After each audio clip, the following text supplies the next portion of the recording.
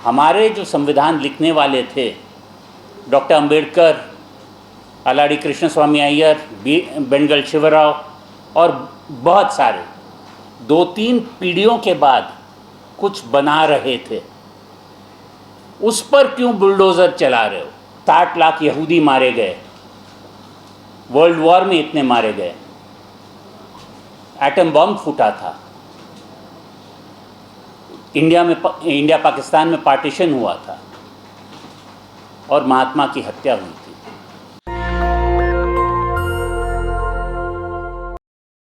जो हम दोस्त बनाते हैं, हम ये नहीं देखते हैं कि वो हिंदू है, मुसलमान है, ईसाई है, सिख है।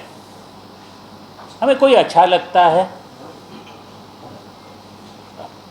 एक दूसरे से दोस्ती करते हैं और देश इसी दोस्ती पे चलता है।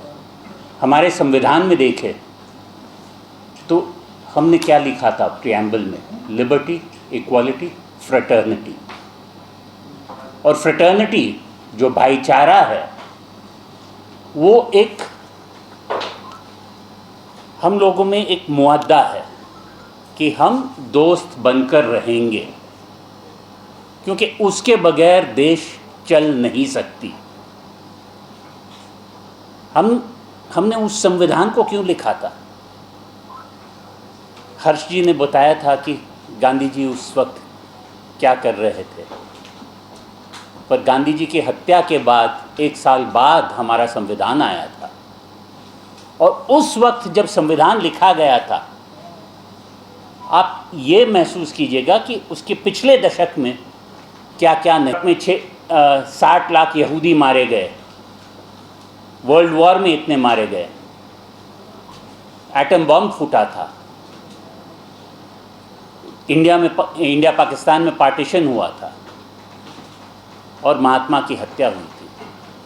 तो उस वक्त हमारे जो संविधान लिखने वाले थे, डॉक्टर अंबेडकर, अलाड़ी कृष्ण स्वामी अय्यर, बेनगल शिवराव और बहुत सारे ने ये सोचा कि भाई हम इस रास्ते, इस वायलेंट रास्ते में वापस कैसे ना जाए।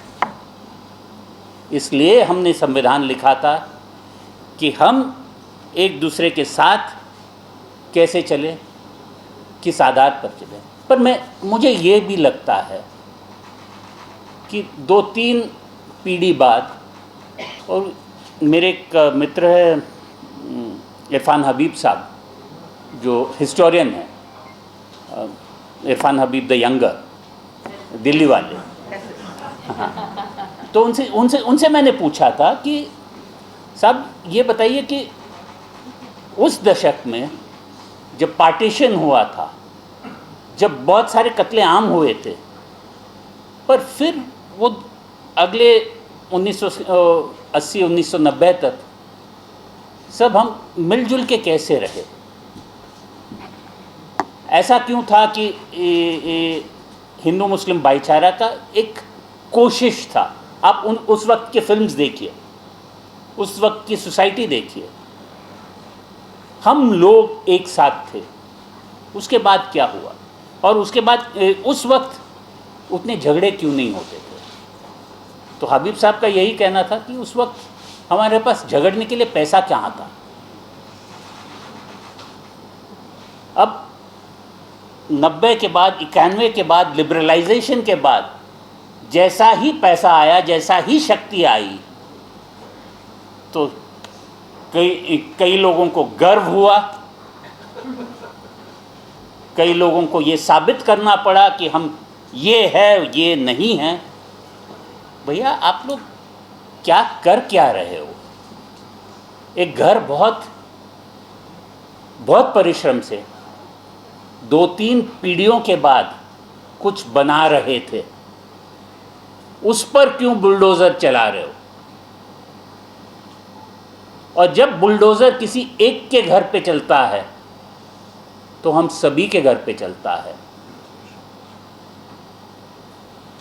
रात इंदौरी साहब ने सही फरमाया था कि लगेगी आग तो आएंगे कई घर उस जड़ में।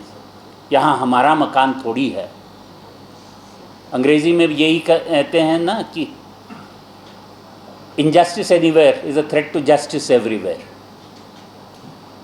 और हर जस्ट रेजोल्यूशन का एक ही बुनियाद है और वो बुनियाद है दोस्ती। और मैं शुक्रगुजार हूँ सभी का कि हम इस प्रोजेक्ट में जुड़े हैं और हम सारे जो जिनके बाल सफ़ेद हो गए हैं, जो बाल जड़ रहे हैं, हम तो सिर्फ बयान कर सकते हैं। जो आगे बढ़ाना है,